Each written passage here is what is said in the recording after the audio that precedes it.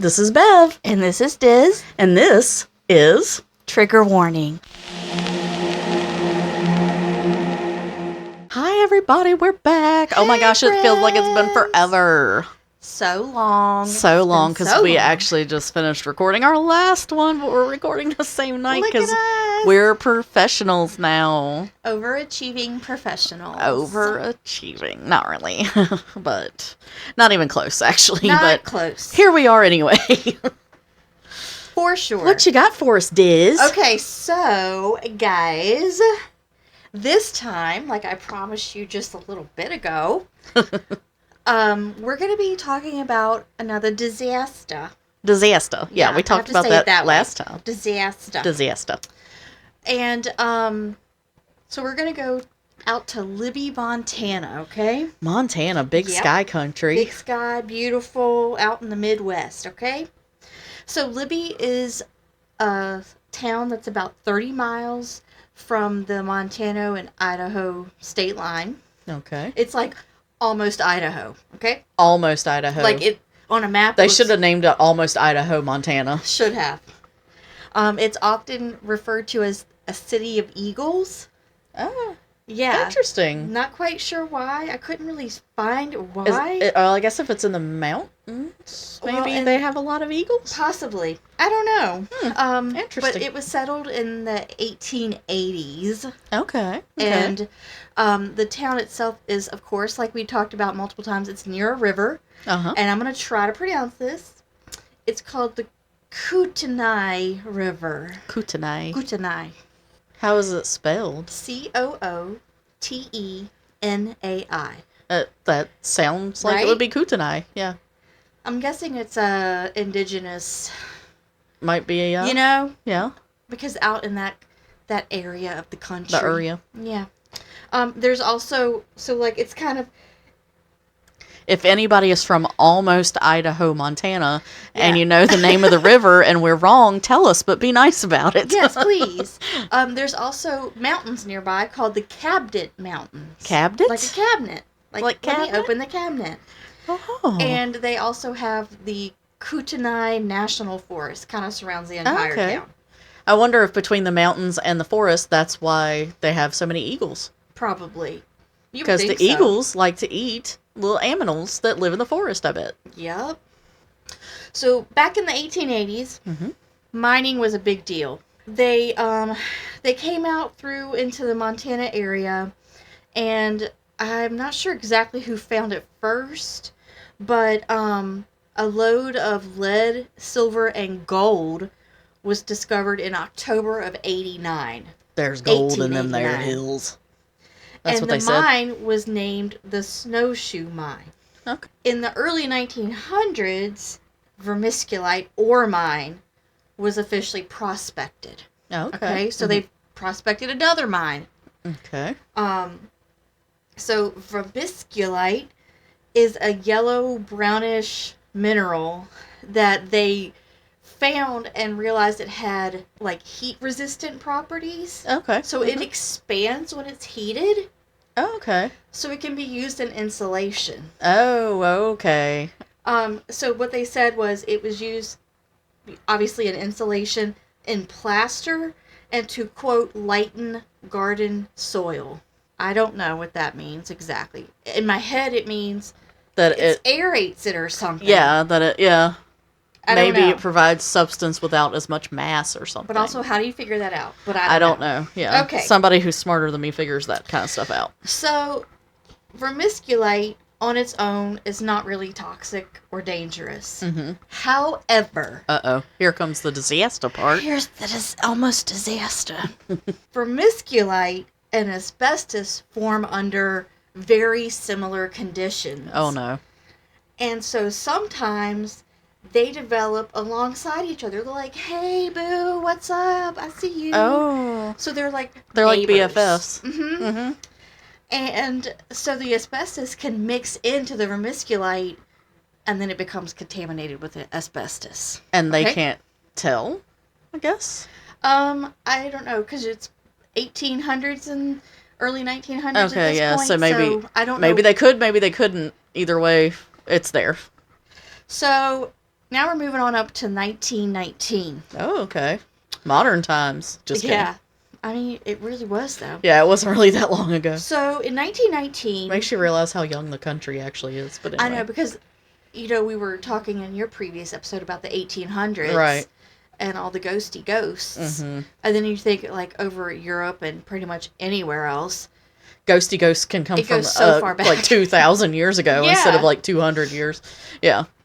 Okay, 1919, the mine was purchased by E.N. Alley and became known as the Zonolite Company mine. Mm-hmm. They're mining for years. They continue the mining after the mines, bought out by Alley and all that stuff. Mm-hmm. We're going to move all the way up to 1956. Oh, wow. Okay. So the mines have been in operation this whole time. Yes. Okay. The vermisculite. With the asbestos. Mm-hmm. In 1956, they say, from court proceedings later on, that it was clear that the mining company knew about the asbestos risks and didn't tell the employees. So, the mine is still mining. People are still doing their thing. We're going to jump to 1963. The W.R. Grace Company comes in and buys the Zonolite mining operation. They, too, know that the vermisculite was contaminated and that it was toxic. They, as in later on in the court proceedings, found that the executives said that the effects of the asbestos were, quote, readily apparent in the miners. Oh, wow. So when they buy it, they see the miners and they can already tell that they have been affected exposed by to it. Yes. Oh. They didn't go into how. It just said that. Before the Grace Company took over, there had been some employees with lung problems, and some had died from those lung issues. But again, just like the previous company, they didn't warn the employees or the citizens of the town of Libby, which was very close by, about the dangers of the asbestos. When citizens would ask the company officials, they called it the dust disease. They asked them about this dust disease, and the executives and the officials said, oh, it's only tremolite in the mines. Okay? What is tremolite supposed to be? I'm glad you asked. Oh, good. I'm glad I asked. It just happens too. to be one of the most dangerous forms of asbestos. Oh. But people aren't going to know but that. But it sounded pretty when they call it tremolite. Cool. Yeah. They should call it deatholite. Yeah. So they used the people's ignorance against them because they were like, it's just tremolite. And if you say it that way, it sounds innocent and lovely. So then in 1965, a company report stated that, it actually had a list of employees that had, quote, abnormal chests, and many had already died from lung disease. Didn't go into, were there tumors, just said abnormal chests in the report. So the miners are still mining. Because it's probably one of the few jobs there. Exactly. If it's a small area and it's kind of remote, then... I mean, the town was there because of the mine. It was built around the mine, yeah. So most of the men worked at the mines. Yeah. So, they were coming home, they had all this dust on them. They would have the dust on them. There was dust, the toxic dust, all around the mine itself. And they even had, the dust in the town of Libby and the town of Troy, which was very close by as well. But again, no citizens were told about anything. The employees were not told about the And the asbestos. employees are bringing this home. Correct. And being right with their families, the dust is all over them. They get home and little Johnny, Daddy's home, and he's all excited, and he jumps on Daddy and the dust flies off of him. Absolutely, and they're all inhaling it. So, they have it in the air, kind of like the whole name of the thing, a cloud.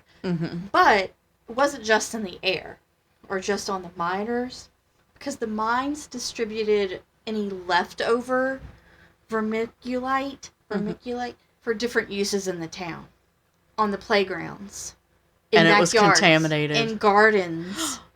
No way. On the roads, in the driveways. Oh, they would use it for different things throughout the town.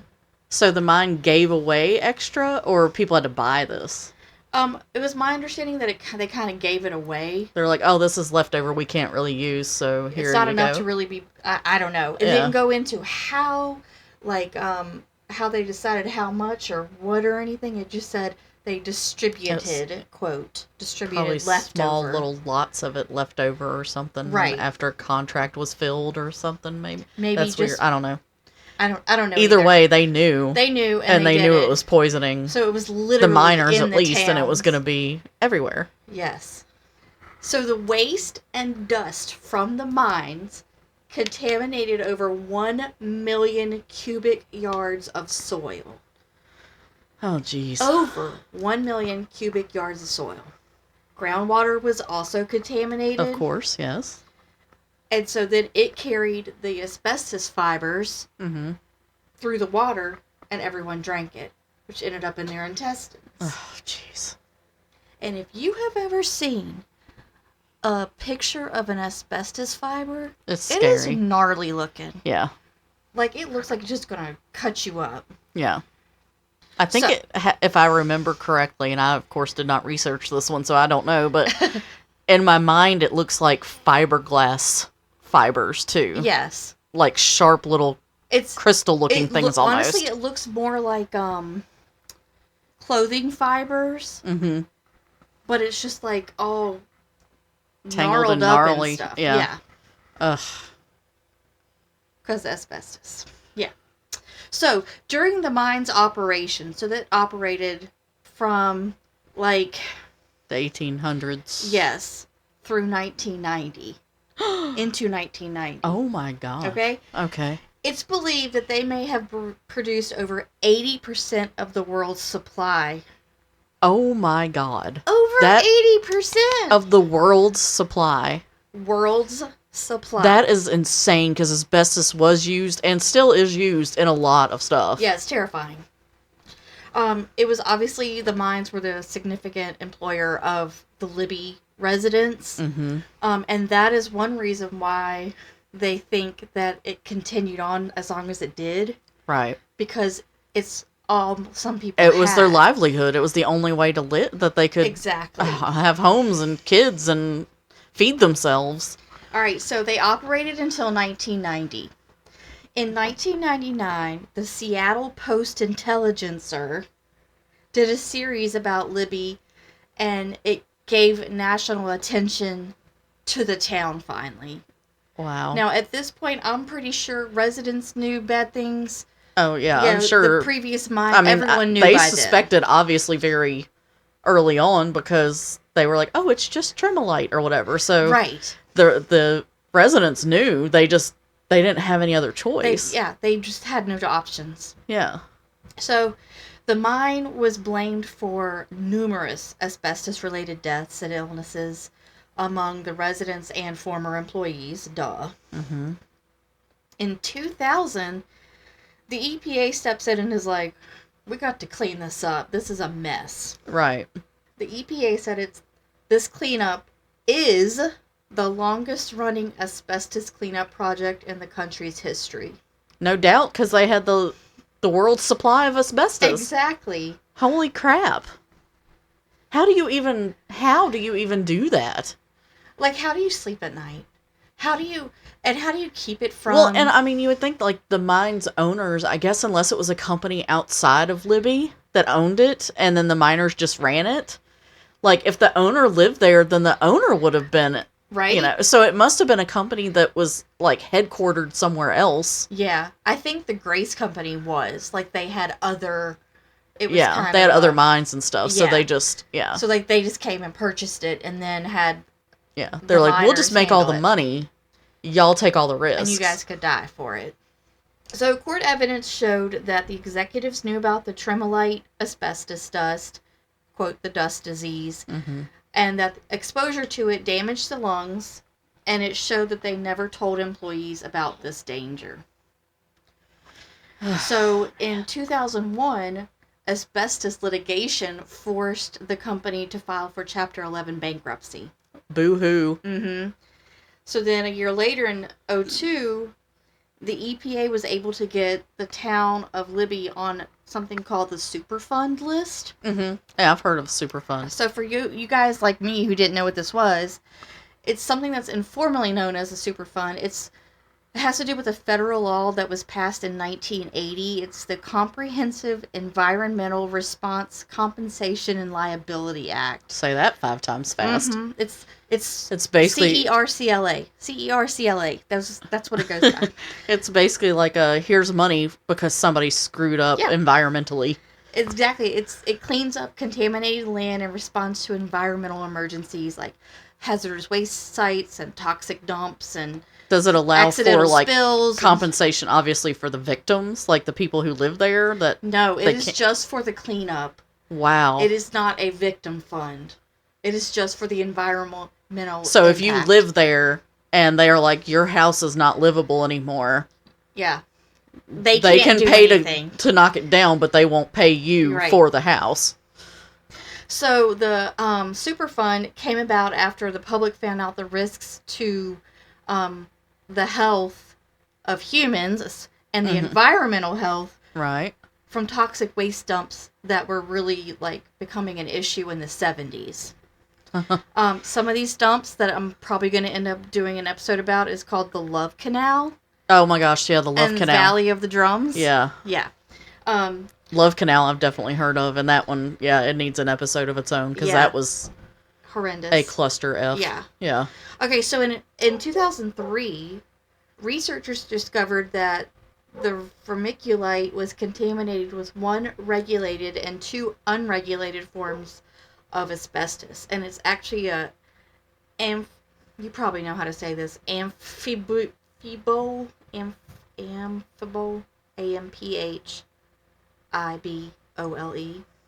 Oh, amphibril. But there's no R. I'm not sure. Like, it's almost like amphibian. Mm-hmm. It's asbestos, okay, guys? It's asbestos. The tremolite is the regulated form, which is considered highly carcinogenic and is made up of 6% of the ore that it's made from. Mm-hmm. The 2 unregulated types were the windshite and richterite, which was made up of 84 and 11% of the ore, respectively. Wow. To me, why wouldn't it all be carcinogenic? I don't know, but I'm not sure exactly why it's like considered regulated, unregulated. The tremolite had less of the ore. But it's very carcinogenic. But I guess the ore is not the carcinogenic part, maybe? It's the other part? But you would think... Because if there's 6% of the of the ore in it, and it's more carcinogenic, then I would say the other 94% of whatever it makes it up is the part that causes cancer. Is the bad stuff. So I guess the other ones, if they have a higher ore content, have less of the other stuff. That makes sense. If anybody is an asbestos person or just understands things like this, let us know, but be nice about it. Thank you. Okay, so in 2009, the EPA declared Libby a health emergency, which was actually the first time the agency had ever done this in the history of the EPA.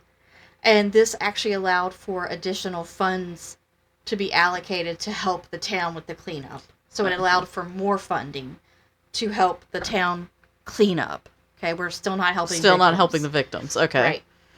Right. The EPA said this was the worst case of industrial poisoning of a community in U.S. history. In 2014, 2 trusts were formed to settle the asbestos claims. So at least people were able to start getting something. Finally. Something. But I mean, if this place opened in 1919 or whatever, then there are people who were killed by this decades ago and none of their loved ones are probably alive anymore. Well, you think about it, the Grace Company bought it, so they ran it from like 1960 to 1990. Yeah. 30 years of just that one company. Right. Because that's the last company to own it, so that's the ones who are going to be responsible for it. In a 2021 study that they did, it reported that the Grace Company workers were 15 times more at risk of mesothelioma compared to residents that didn't work around the mine. 15 times more at risk.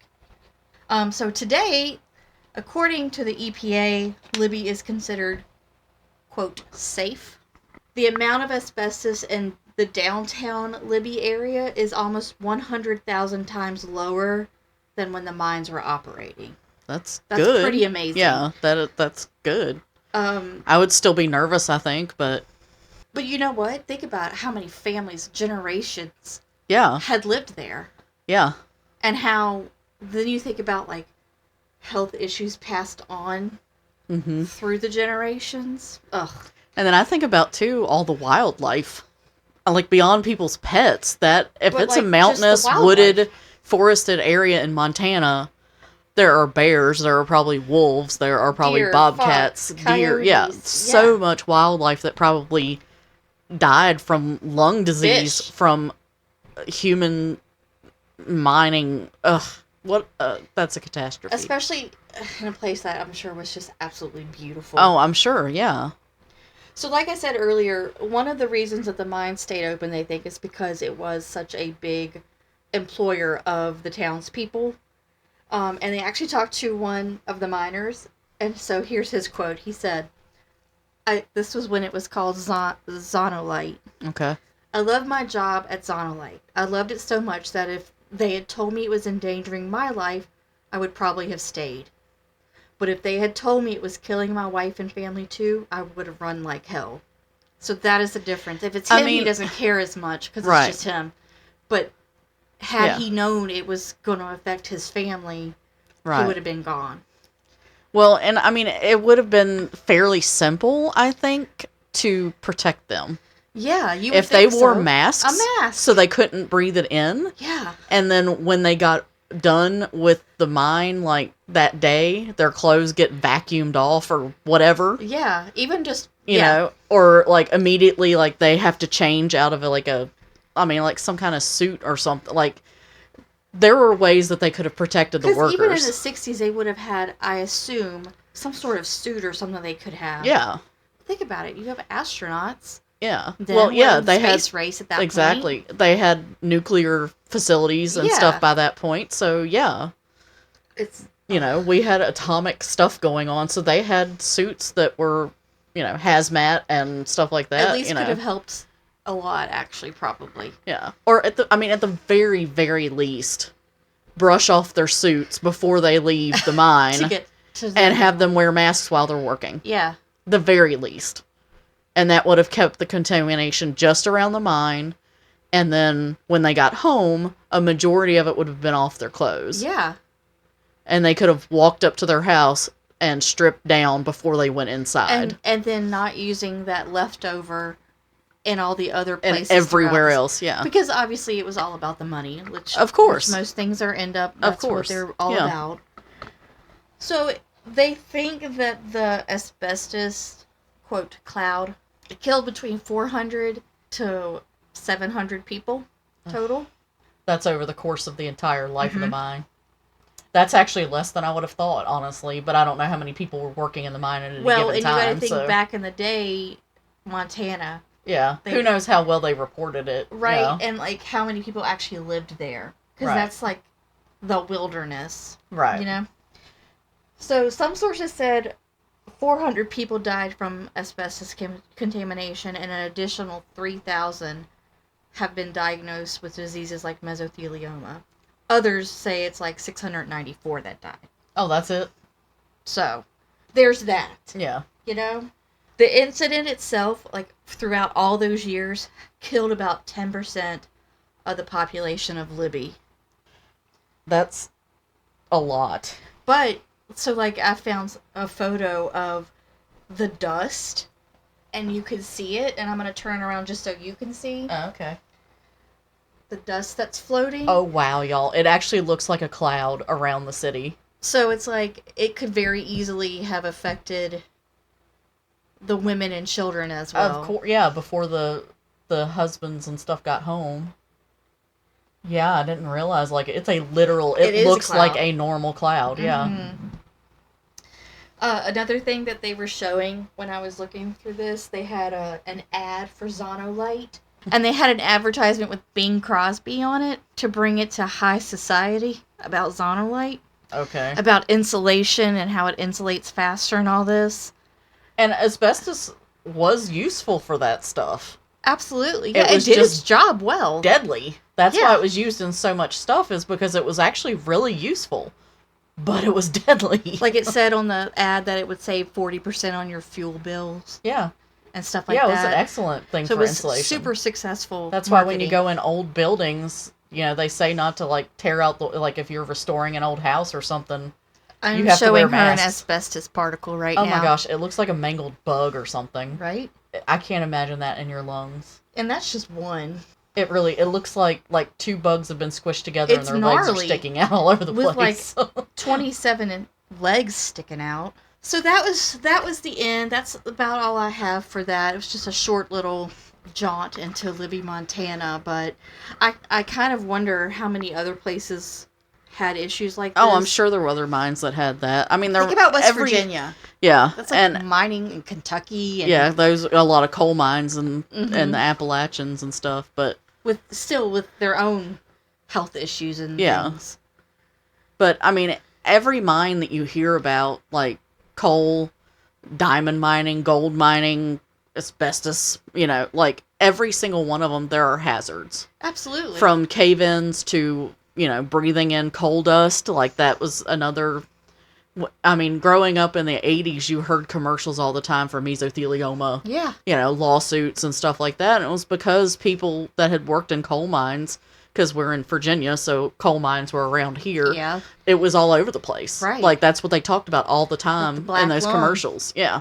Black lung for the coals, yeah. So, asbestos mining, I'm sure there were plenty of other places that did it. It's just Libby happened to have the biggest operation, apparently, for the whole friggin' world. Well, and having that Seattle newspaper do that series about it, I think really helped it bring it to the forefront of news across the U.S. Right. I wonder if somebody the EPA I wonder if somebody in Libby reached out to the newspaper, or if maybe the journalist was somebody who used to live there. Yeah, no, because that's like Seattle. Yeah. Seattle, which Washington. Which is not super far away, but it's not super close I mean, either. yeah, the U.S. is a lot bigger than we probably even realize. Like, I mean, so almost Idaho. I mean, that's still hundreds of miles, I'm sure. Yeah.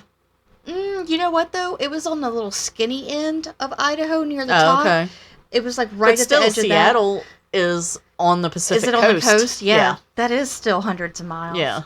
It's pretty fur piece, as you might say. Maybe it was that somebody was I just wonder how they heard about it. Like, I'm just curious where, like, did they get tipped off by somebody in Libby, or did they know someone? You know, yeah, that's interesting. Maybe they went to visit Libby. Maybe like, I just need to find some really small town in Montana and hang out there for a bit. Oh, look, there's a cloud. And then they got there and like, I keep coughing and breathing in dust. What's going on? I feel horrible. I'm going home.